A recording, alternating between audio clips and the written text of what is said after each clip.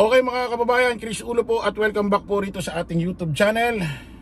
Okay, ito mga kababayan, pag-usapan ho natin ito hong si Senador Bato de la Rosa na kung saan viral na viral, trending na trending, hindi ho dahil sa katapangan, dahil ho sa kaduwagan.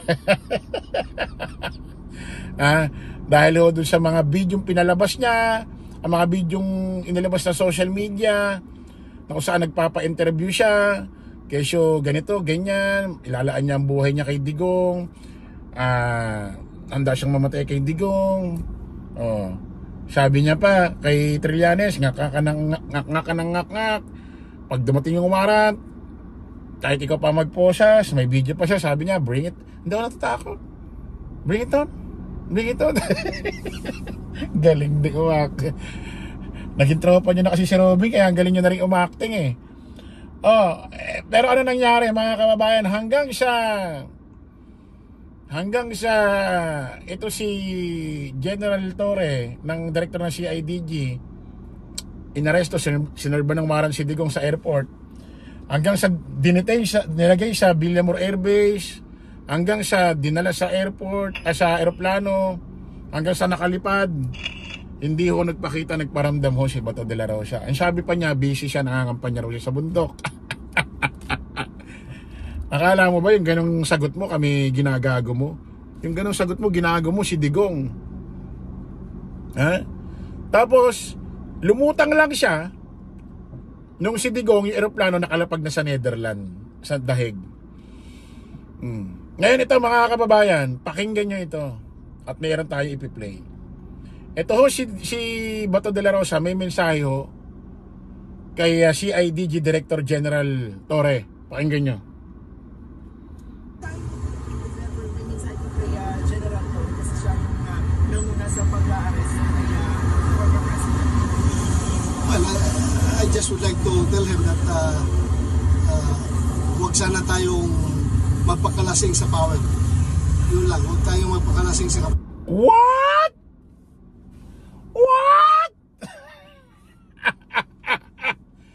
Talaga ba? Coming from you, wag magpakalasing sa power? Sino naririnig? Ulitin ko na naman itong kampong ito, itong grupong ito ng mga DDS, DD shit, itong grupo nila Digong, ang hilig nyo magsalaysay, maggawa ng mensahe sa mga mainstream media, mga sagot sa mga reporter na kung saan yung mga sinasabi ninyo bumabalik lang din sa inyo, bumubumirang lang sa inyo. Kayo yan di ba? Kaya nga maraming namatay sa war on drugs, nagkaroon ng mga extrajudicial killing kasi nalasing kayo sa kapangyarihan. Tapos sasabihin mo kay General Torre, huwag magpakalasing sa power. Putik. Hindi nyo lang matanggap na may pumapalag sa inyo. Hindi nyo lang matanggap na si General Torre pinapalagang kayo at nakakausap kayo ng ganitong klaseng tonong pananalita na dati hindi kayo nagaganyan.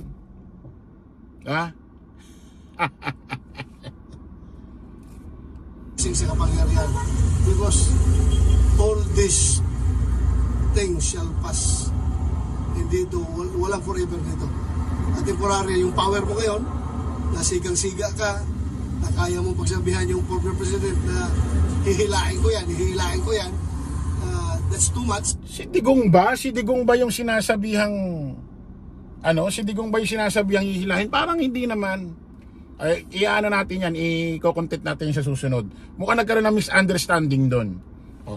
Tuloy natin. Too much. Hindi po forever na ikaw ay nasa poder.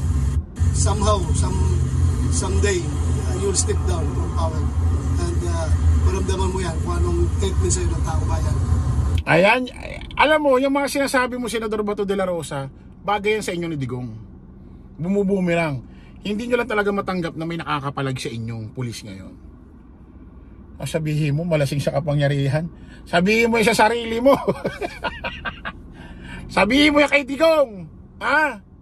Lasing na lasing sa kapangyarihan. O, sinagot ho ni Senador, ni ano yan. Sana nga maging senador ito. Si General Torre. Pakinggan nyo ho, mga kababayan. Yung sagot niya ho rito kay Calvo. Kay Bato de la Rosa. Presidente, sapagkat ito ay legal. Ito natin. Publicly, sinabi po ni former Chief PNP Bato de la Rosa, ito po ang kanyang sinasabi po o mensahe daw po sa inyo, ha? Sabi niya, kung wag daw ho kayong magpakalasing sa power. Yan po sinasabi niya dahil kanya, ngayon nasa poder kayo, mawawala din po itong power na ito. Mga words to that effect, ano po kaya ang inyong masasabi tungkol doon? I have very high regards to Senator Bato de la Rosa. At ang kanya sinabi naman talaga, tama. Hindi naman talaga kahit kailan, kahit saan, at kahit sino, hindi naman talaga dapat na magpakalasing sa power. That's the reason why I'm making sure that everything that I do is within the bounds of the law.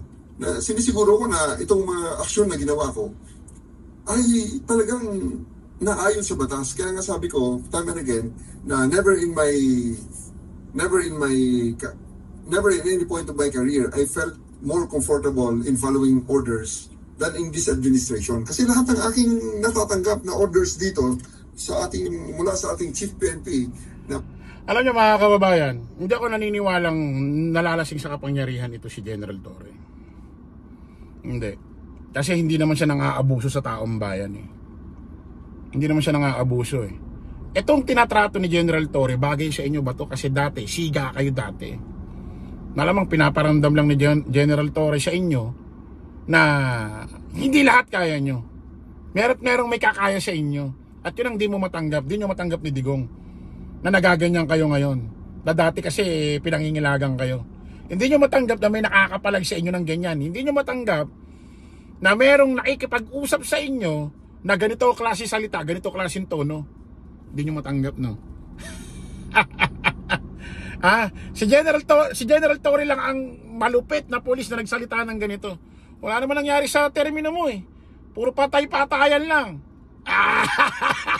Ang bigat nun. Putik. Ang lupit nun. Presumably, of course, based na naka-align sa utos naman ng ating presidente, talagang legal na ako'y confident na talagang hindi ko sasabihin balang araw pag nagka-investigasyon na I invoke my right to remain silent and I invoke my right to against self-incrimination. Hindi ko gagawin yan sapagkat ang aking ginagawa sa ngayon ay alam ko legal na ayon sa batas na pwedeng eksaminin, imbestigahan kahit kailan, kahit saan, kahit sino man ang nakaupong presidente sapagkat ito ay legal. So, I'm very confident. Ako ay nagpapasalamat sa reminder ni Senator Bato de la Rosa sa kanyang binigay sa atin. At ako'y naniniwala. Tama po talaga yun. At yun ang ating ginagawa. Hindi ho tayo nagpapakalasing sa power. Hindi tayo umaabuso sa ating mga ginagawa ngayon. Ayan ha. Ako naniniwala ako na General Torre sa statement niya na to. Hindi siya nagpapakalasing sa kapangyarihan. Hindi siya lasing, hindi siya umaabuso. Kasi wala naman nababalitaan na umabuso o nang abuso siya ng taong bayan.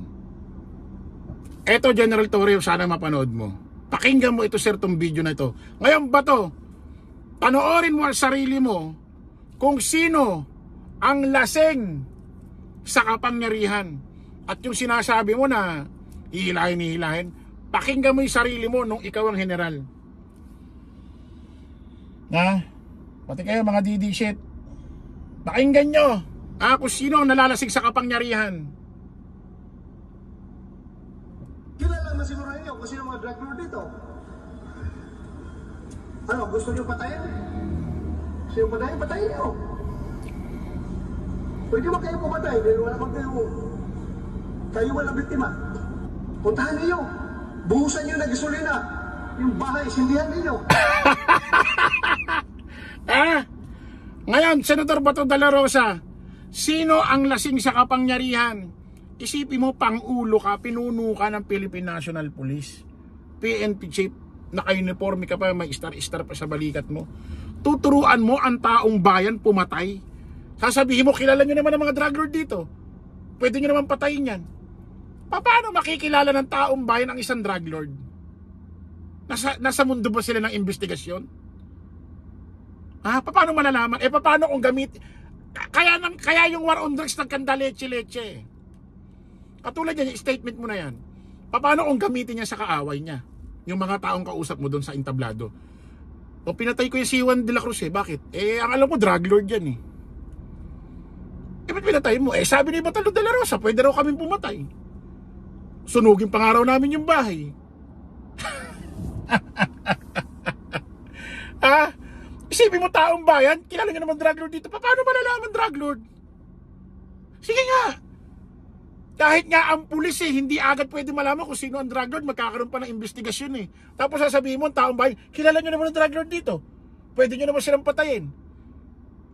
Putik, saang lupalop, saang libro, saang eskwelahan, saang kurso, na may magsasabi, magtuturo ng professor sa'yo na ikaw ang De La Cruz, pwede kang pumatay. Meron ba? Anong course? Anong libro? Walang ganun. Tapos sasabihin mo pa masunog ng bahay. Ano kinalaman ng bahay? May buhay ba ang bahay? Gumagalaw ba ang bahay? Tao ba yan? Pati ay dadamay mo. Paano kung may kasambahay doon? Paano kung may mga alagang aso doon? Yung aso importante. Mamal yan eh. Parang tao yan eh. Tapos sasabihin mo sunugin yung bahay.